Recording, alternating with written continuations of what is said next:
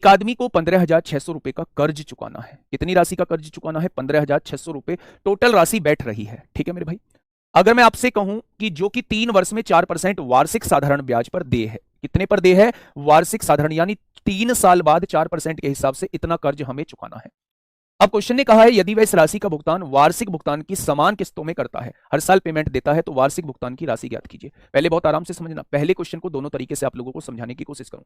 मैंने मान लिया मेरी प्रत्येक किस्त जो थी वो 100 रुपए थी, तो मैंने 3 साल तक 100 रुपए जमा किए होंगे, लेकिन वास्तव में 3 साल बाद मुझे 15,600 देने थे। अब मैं 100 रुपए जो है वो 2 साल पहले दे चुका हूं, तो बैंक क्या 2 साल का ब्याज देगा?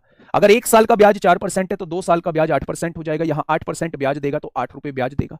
ये 1 साल पहले मैं 100 रुपए जमा कर रहा हूं, तो 1 साल का 4%, यहां 4 रुपए ब्याज देगा और यहां कोई ब्याज नहीं देगा।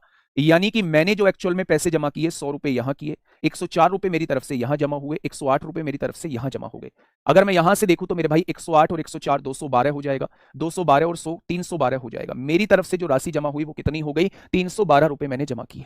मेरे भाई जमा कितने करने हैं? 3 साल बाद आपने कहा 15,600 रुपए जमा करने, तो एक पार्ट की वैल्यू कितनी हो जाएगी? एक पार्ट की वैल्यू 15,600 बटे 312 हो जाएगी। अब यहां से काट के चलिएगा, 5 दूनी 10, 5 1 6 और 5 तिया 15, 5 तिया 15, 50 बार कट जाएगा।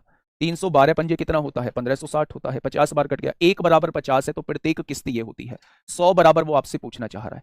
अगर 1 बराबर 50 है तो 100 बराबर कितना हो जाएगा? तो आप कहेंगे 500 हो जाएगा। आप क्या कहने वाले हैं? 500 हो जाएगा। कोई